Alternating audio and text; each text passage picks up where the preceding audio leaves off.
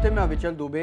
अभी हमारे अंदर जो सर्वाधिक जिज्ञासा है कोरोना के नंबर्स को लेकर कि कोरोना के नंबर्स कब बढ़ेंगे, जिसकी वजह से तीसरी लहर आ सकती है, तो उसको लेकर काफ़ी ज़्यादा बेहतर से बताया है नीति आयोग के सदस्य डॉक्टर वी.के. पॉल ने।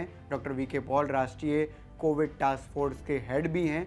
उन्होंने बहुत क्लैरिटी से बताया कि अक्टूबर नवंबर वो संवेदनशील महीने हैं जिसमें हमें सर्वाधिक प्रिकॉशन रखना होगा। जब कई लोग एस्टिमेट करते हैं कि वल्नरेबिलिटी इस देश की कब बढ़ जाएगी, किन महीनों में बढ़ जाएगी, तो वो अक्टूबर और नवंबर के महीनों में इशारा करते हैं। ये काफ़ी इंफॉर्मेशन इसकी पब्लिक डोमेन में भी है। तो जब सोचते हैं कि इस साल में हमें फिक्र करनी है ज़्यादा, तो वो कौन से महीने होंगे, तो फिर अक्टूबर और नवंबर की बात करी जाती है। Doctor VK. पॉल ने साफ तौर पर कहा कि अभी जो नंबर्स हैं वो कम हुए हैं, लेकिन अब आगे जाकर हमें खास ध्यान रखना होगा, क्योंकि अक्टूबर नवंबर वो महीने हैं जिसमें हमें संवेदनशीलता ज़्यादा बरतने की ज़रूरत है। अनुमान के मुताबिक अक्टूबर नवंबर ही वो महीने होते हैं जब नंबर्स बढ़ते हैं और उसके बाद स्थिति खराब होती है। दूसरी बड़ी बात जो है वो है फेस्टिव सीज़न।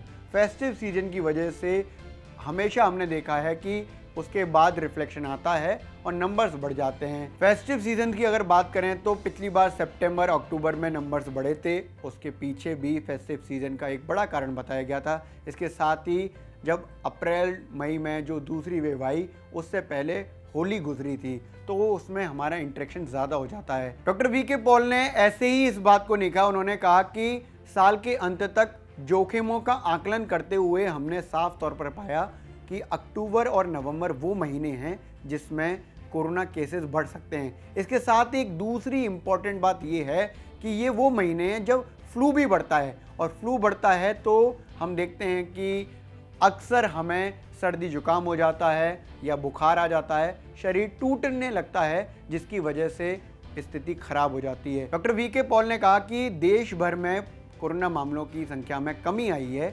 और केरल में भी ये कमी दर्ज की जा रही है, लेकिन फिर भी हमें और ज़्यादा ध्यान रखना होगा। ख़ास तौर पर उन्होंने कहा कि नॉर्थ ईस्ट जैसे राज्यों में स्थिति अभी बहुत ज़्यादा सुधार में नहीं है। मिज़ोरम का उन्होंने जिक्र किया।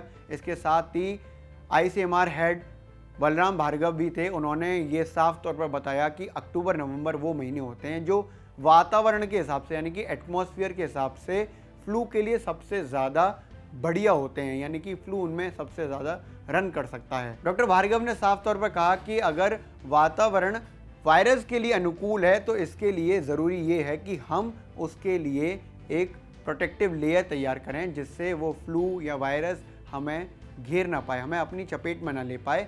इसलिए कोविड प्रोटोकॉल्स को सबसे बेहतरी से हम लोग फॉलोअप में लाएं। इसके साथ ही उन्होंने कहा कि हमें अपनी जिम्मेदारी निभाते हुए फेस्टिवल्स को मनाना होगा। ऐसा नहीं करना होगा कि फेस्टिवल्स को निभाते वक्त हम अपने बेसिक फॉलोअप जो कोरोना को लेकर कर रहे हैं उनको भूल जाएं। स्वास्थ्य सचिव राजेश भूषण ने आंकड़ों के हिसाब से बताया कि किस हिसाब से देश भर की स्थिति है। उन्होंने बताया केरल अकेला राज्य ऐसा है जहां पर 1 लाख से ज़्यादा एक्टिव केसेस हैं। इसके साथ पूरे देश भर में जो राज्य हैं वहां पर कोरोना मामलों की संख्या में कमी आई है। मिजोरम, महाराष्ट्र, कर्नाटक, तमिलनाडु और आंध्र प्रदेश की वहाँ पर जो सक्रिय मामले यानी कि एक्टिव केसेस हैं वो 10,000 और 1 लाख के बीच में हैं। इसलिए हम लोग इस जगह काफ़ी निगरानी कर रहे हैं।